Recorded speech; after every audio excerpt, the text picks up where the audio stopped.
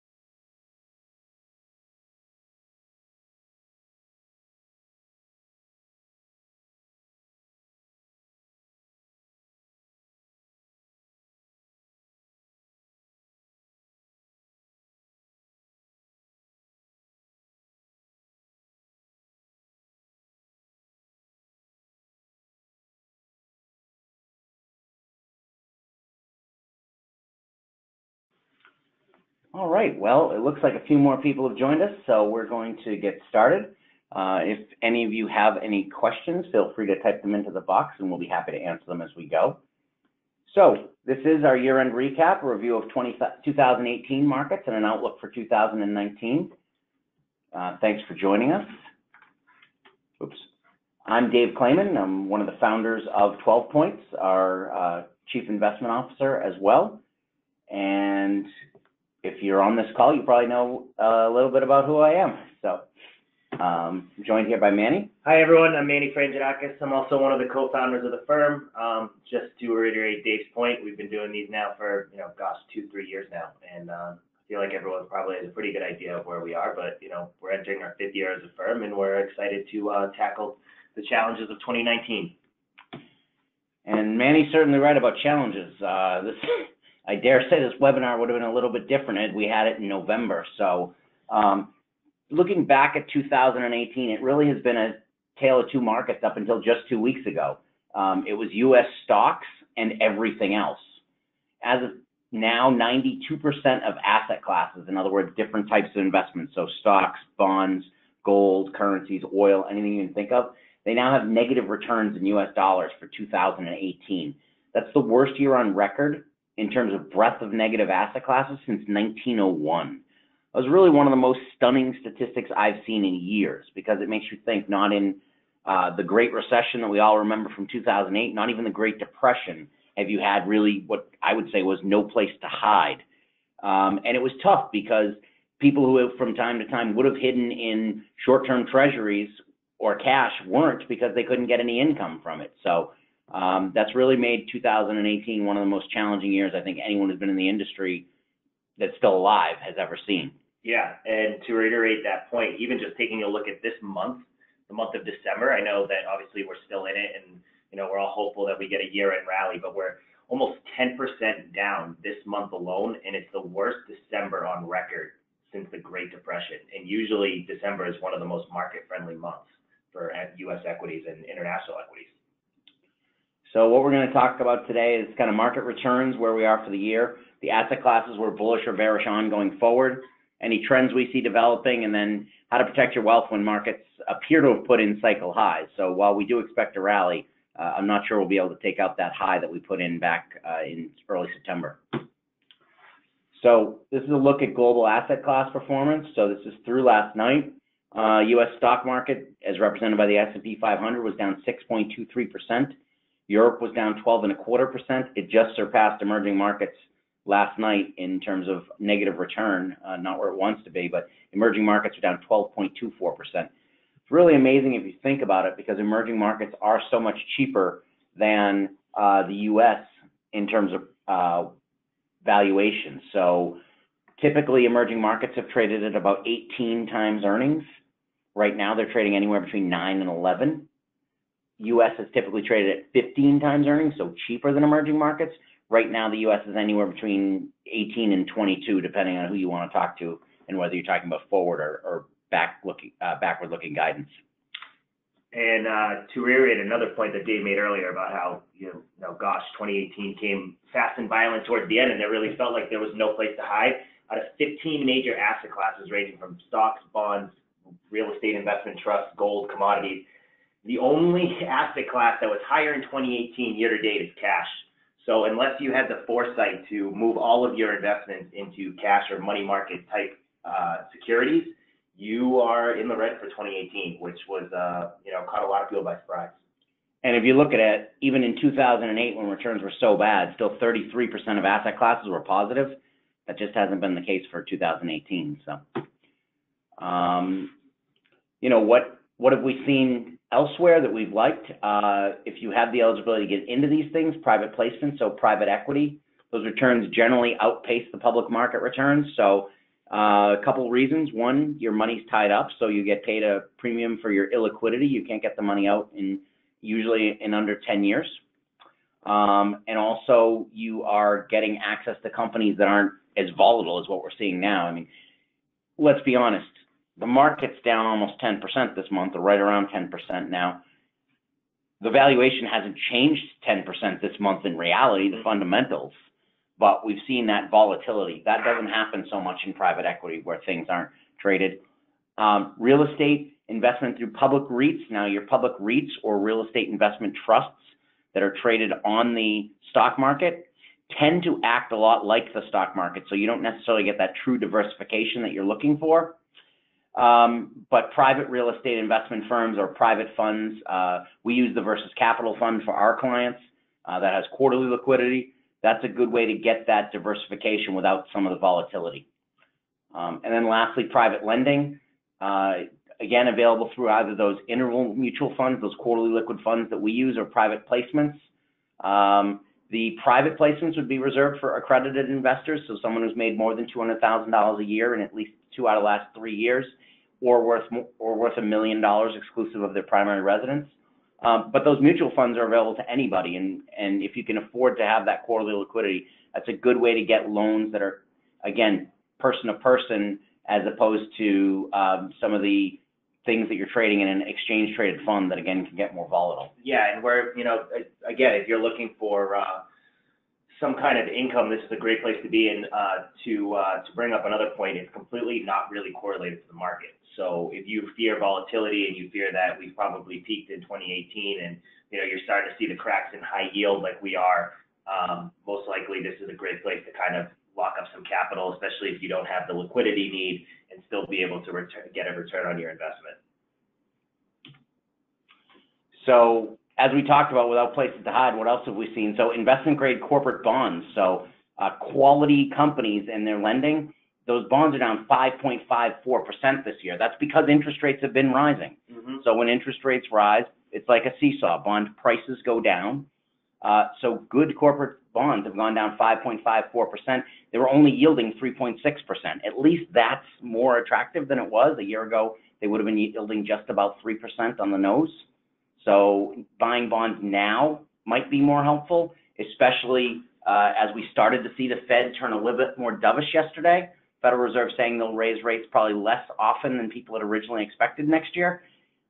I'm not even sure they get into raises. If the market continues as volatile as it has, I certainly think it would be, one raise at a maximum. Yeah, it kind of reminds you a little bit of the taper tantrums we had a few years back of when, we were going to be lowering the liquidity needs, and, the market would throw a hissy fit in front of Bernanke's face, and he would pull back because he was afraid of ruining the stock market party. It kind of feels like we're moving in that same direction again now. But to a different point, I mean, if you're looking at corporate bonds, they should be bouncing here, especially if you think they're going to be dovish in the end. But the other side of it is that corporate debt is also back now above where we were in 2008. Yeah, so there is a fair amount of corporate debt. So I guess if you looked at, somebody asked me yesterday what the parallels were to 2008. We don't have the kind of bank problems, the mortgage problems, the personal indebtedness that we had then, except for student loans. But ex-student loans, we don't. What we do have is the government very over-leveraged. They've taken on a lot of that debt, and then corporations have taken on a good amount of that debt as well. So what you probably won't see next year are increases in dividends, right. Stock buybacks as much. So the market's going to be a little bit on its own, and we're going to seek that valuation level. I think we're close to having found it in the international markets, especially the emerging markets. U.S. may still have further to go. Likely we're due a bounce, though. This is one of the most oversold time frames we've seen in 2 weeks in the last 10 years. So if this has been scaring you, if this has been bothering you, if you're one of our clients, obviously I hope we're already talking, but if you're someone else and you have a different advisor or you haven't reached out, if you're a 401k client, please, reach out. We'd love to have that conversation. It'd be a good time to look at, maybe you are over allocated to the U.S. and that's something that you need to get better comfort with. Here we see the government bonds even down 1.76%. The 10-year yield's up to a 2.82 as of last night. I don't think I would buy a 10-year bond, but Treasury bills are not a bad place for some capital right now.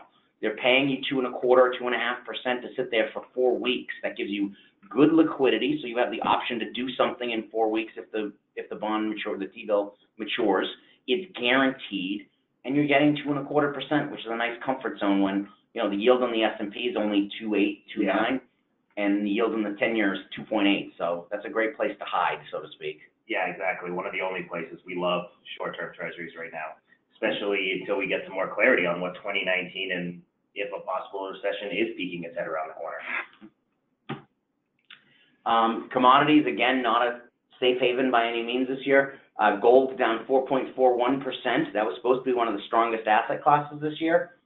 We got a much stronger dollar than I think anyone expected because of the interest rate hikes, and that caused gold to be down for the year. Oil just in the last 10 weeks has gotten obliterated, down 20.56% year to date, down almost 40% since the beginning of October. And again, that really comes from everybody got afraid that we're not going to have any demand next year all of a sudden. That, and I think there was a couple other things. You had that, commodity trading advisory practice down in Florida who got caught in that natural gas spread. So I don't know if people saw, but natural gas prices increased by 40%. And during that same period, while oil dropped 40%, so someone got caught in that spread. And I think right now you have to get used to the fact that everything has almost become trend following. The trend has changed. You have machine algorithms and ETFs and quants trading around the clock, and when they see a trend, they jump on it. And I think that as an investor, you have to prepare yourself that 2019 and then forward, you're going to have volatile markets and large moves. It's not going to be the low VIX count and small moves that we've had from 2008 to 2018, that when interest rates were so low. So I think one of the things that becomes important from that, to Manny's point about volatility, is it's keeping your head about you when everyone else is losing theirs. So understanding that stocks, bonds, commodities can all drift very far from their fundamental values, and you want to keep valuation as kind of your beacon, your North Star, and always looking at, do I own these things for the right reason? I say I go through a decision tree. Am I right for the right reason, right for the wrong reason, wrong for the wrong reason, or wrong for the right reason?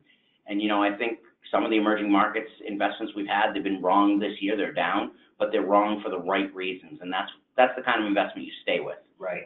So I think that, but also know early this year, back in January, there were a few people who could recognize they were right in U.S. equities, but for the wrong reason, a blow up in valuation. And that's the moment when you say, geez, I'm lucky, let me sell this. And not enough people did that, I think. Yeah, and to Dave's point too, in terms about keeping your wits when other people are losing theirs, it becomes more about psychology at this point in late stages of markets. I was talking to a gentleman recently that had sold out a majority of his portfolio at the end of last week. And when you think about it, we've already kind of taken the pain straight to the forehead. And at this point, we're ready for some kind of a bounce. It's being able to take the psychology and try to stomach that volatility, especially to Dave's point. It depends on your time horizon. I mean, obviously, if you need this money in 6 months or you're buying a house with it in a year, then obviously you're getting a little bit worrisome. But if you're invested for other reasons, for long-term horizon, it's really important not to make, important and drastic changes to your portfolio on a short-term basis like we've seen over the last couple months. At this point, the best thing to do would be to wait it out, wait for whatever bounce we get between now and 2019, and slowly diversify as we move our way back up. So what do we like? Overweight. It's those European equities. It's gold. It's emerging markets. That's really our favorite place right now is emerging markets. It's those private placements for the lack of volatility. It's alternatives. So again, those would be the real estate, the peer-to-peer lending funds.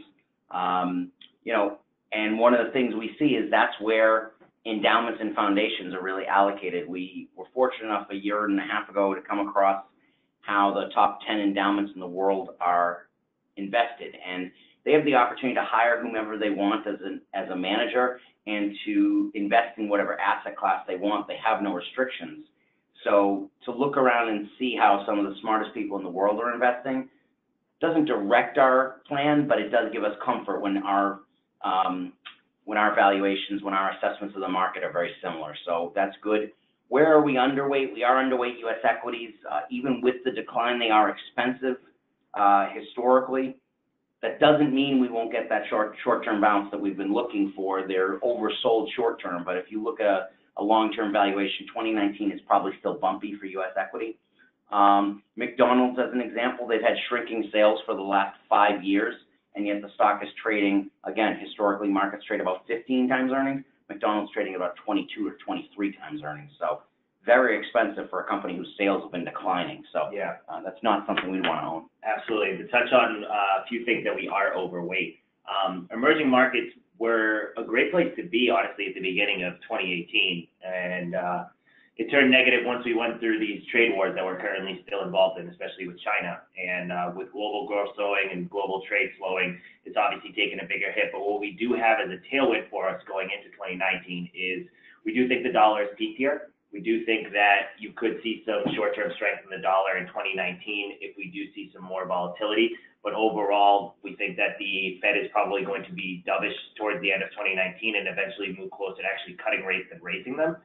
And the price of oil. I mean, the fact that we're down, 40% in October and 20%, year to date, that's a huge boon for their investments. So the fact that energy costs have gone down for them, a U.S. dollar going down for them will also, lower their debt payments and, allow them to put more liquidity into their own investments and markets. So we think that 2019 emerging markets end up being one of the, the best places to be. So I actually just got an emailed question from one of our participants. What % of a portfolio should be shifted into international markets, emerging markets with a U.S. correction? Again, I would probably wait for some kind of a bounce in the U.S. before I would making that shift now. In general, we like international to be about 2/3 of your stock allocation, about 1/3 to domestic. That's not the way most people end up allocated. They're usually the other way around. I think if you look at valuation and growth rates in different countries, that 2/3, 1/3 international versus U.S. is the way to be. One of the things that people are learning quickly is that target date funds may not be allocated the way they think they are.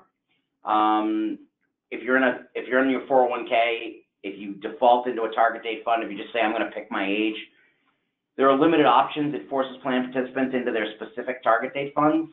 Those allocations can be up to 93% equities. I sat with an employee yesterday at a company, and she thought she was relatively conservative, and she was 89% in stocks, 65% of which were U.S. So she's taken a very rough ride this month, and those are the kind of things that we want you to be aware of and thinking about. So you can have unforeseen risk in what we, again, still think is an overvalued asset class. Ask your plan sponsor or search online for information about the fund or reach out to us.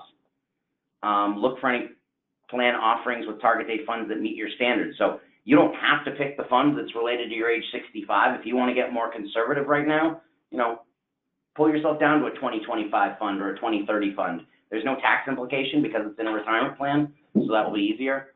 And don't feel pressured to invest in them if they're inherently risky. It's okay to pick something a little more conservative if you're closer to retirement. If you're early on, again, I would be increasing that allocation to emerging markets for the long run, and I'd be just giving yourself a little more control over the trading.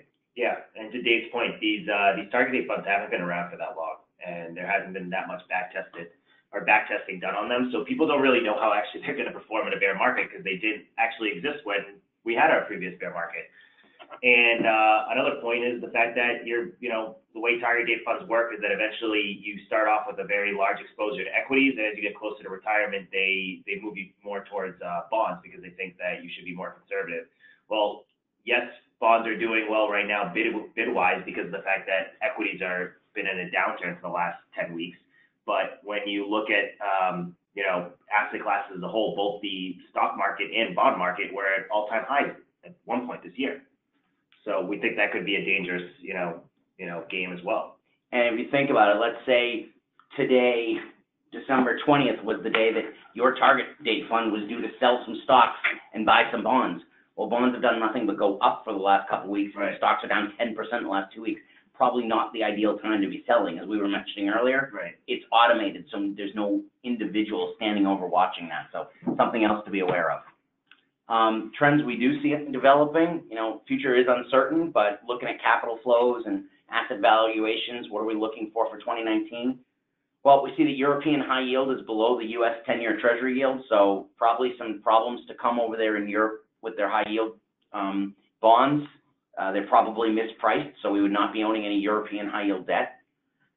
Confidence in European companies or a desperate search for yield. We think it's a desperate search for yield because people couldn't get paid anywhere, so they were reaching out and jumping in anywhere that they could find a dividend yield or an interest payment.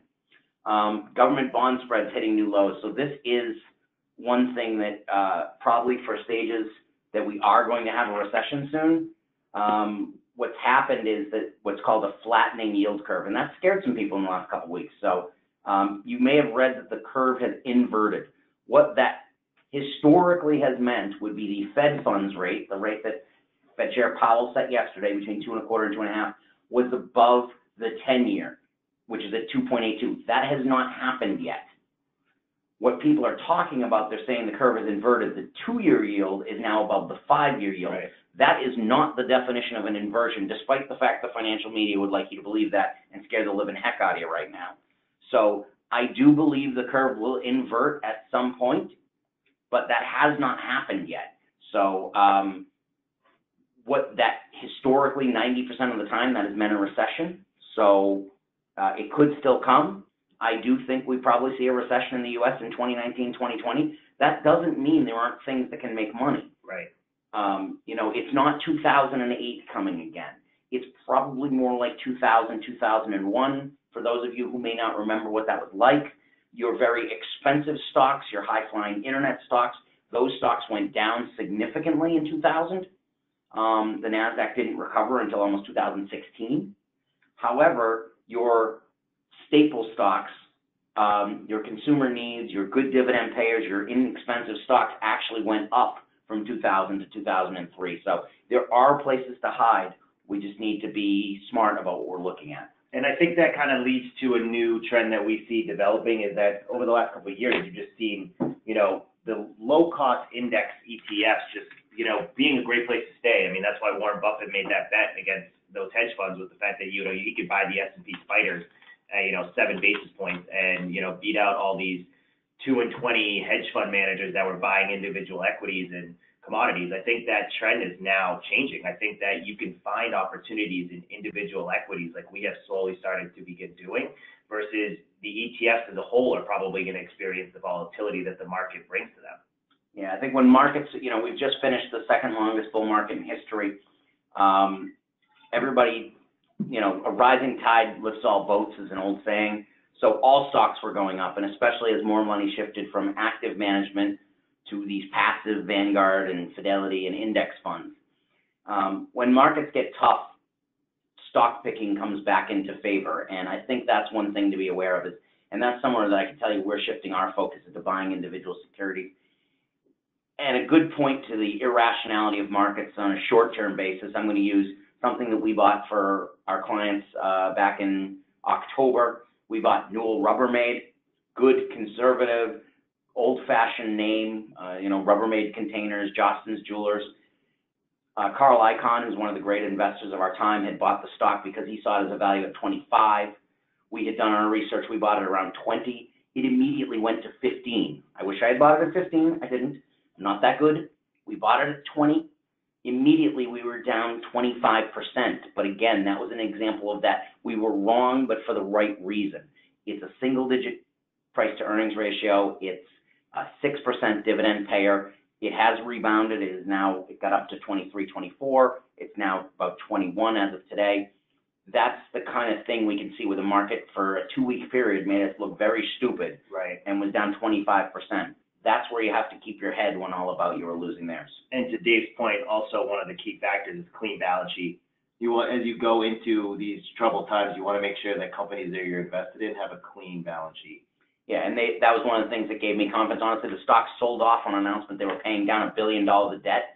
That made me very excited. So right. I like less debt. So that's just a good example of the kind of thing we're looking for these days. So what can you do? You could buy protection through the VIX. It can be hard to do. You want to do that in kind of a professional standpoint. If you want some help with that, we can try as well for you. Limiting your exposure to U.S. equities through diversification. So again, if this past month has been scary for you, it's scary for a lot of people. Don't feel alone. But maybe that means you're over-allocated to the U.S. market, so that's something that we can help you with. Buying gold. I do believe that gold is going to have a much better year in 2019. Technically, it's also started to improve if you look at charts. Utilizing options contracts. So again, that's the kind of thing that you'd want our help with most likely. Allocation is the key driver of portfolio performance and protection of assets. Investing in the appropriate sector is more important than specific investment within that sector. So again, that's where we were talking about earlier this year. If you had any conversations with us, we talked about the U.S. is not an island. There was no way that you could have had the spread continue between the U.S. going straight up and international going straight down. It's a global economy. So knowing that you wanted to own stocks, what percentage of stocks you own is going to be more important than do I own U.S. or international. Going forward, we think the international will outweigh U.S., as we talked about, but knowing how to control your volatility through how much of each asset class you own is going to be more important than do I own Microsoft or do I own Intel, do I own Facebook or do I own Google. It's going to be that the actual sector allocation is going to matter more. Yeah, and I know we touched about on this earlier, but short-term U.S. Treasuries, especially right now between now and the middle of 2019 as we get closer to 2020, I think that's a great place to at least park a decent amount of your capital if you fear that things are turning and that we've peaked and most likely that a recession is coming. Yeah, especially, I don't know whether I'd necessarily be selling things to do that, but if you have, I spoke to someone yesterday, they got paid out for selling one of their companies, and they said, I'm afraid to put money in the market. I said, put it in a short-term treasury for the moment. Let the mood appear. So as money's coming in, I had another client who owns a business get a distribution for the end of the year, $30,000. I said, let's stick it in a T-bill. Let's just be a little patient and let the fog lift a little bit, and we'll look for opportunity as things become clearer. So as we mentioned throughout the webinar, we're here to help. So you most likely have our contact information, but there it is, Dave@12pointswealth.com or Manny@12pointswealth.com. Phone numbers are the same.